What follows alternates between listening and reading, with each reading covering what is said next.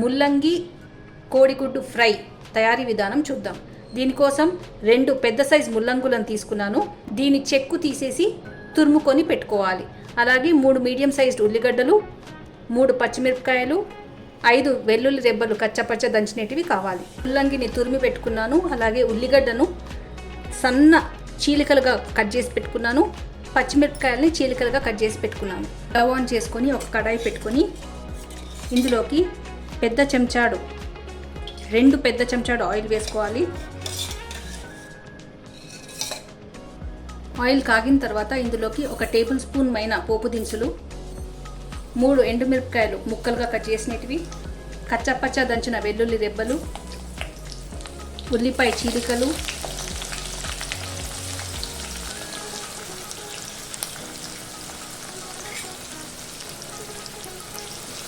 వేసుకొని ఒకసారి కలుపుకోవాలి.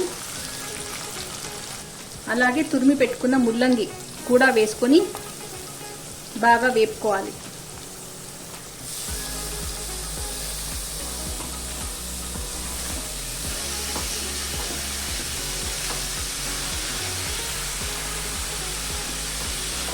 ముల్లంగి నూనెలో బాగా వేగాలి. దాంట్లోని ఆ పచ్చిదనము అనేది పోవాలి. కొద్దిగా వేగాక ఇందులోకి పచ్చిమిరపకాయ చీలికలు,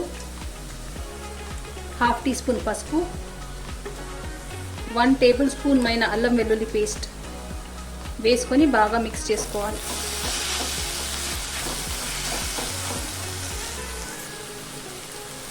ఇందులోనే 1 రెమ్మ కరివేపాకు వేసుకుంటున్నాను.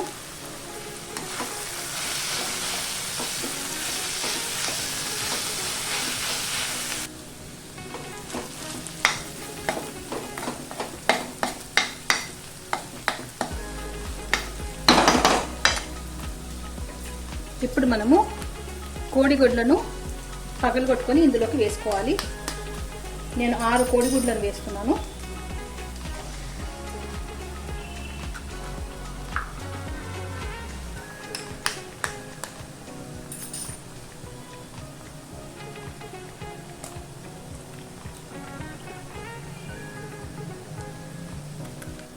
కోడిగుడ్లను పగలగొట్టాక ఈ దేశపు మూత పెట్టుకోవాలి. 5 నిమిషాల తర్వాత దీన్ని మిక్స్ చేసుకుందాము.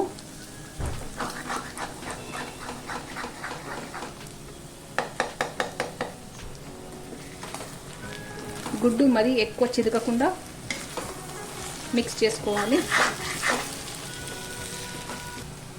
ఇందులోకి తగినంత ఉప్పు నేను 1 టీ స్పూన్ వేస్తున్నాను. 1.5 టీ స్పూన్ కారం పొడి. ఇప్పుడు ఒకసారి మిక్స్ చేసుకుందాము.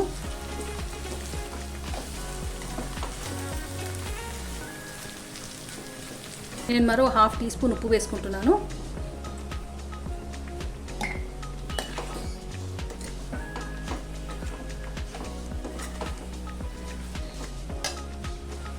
లాస్ట్లో ఇందులోకి కొత్తిమీర వేసుకొని మిక్స్ చేసుకోవాలి.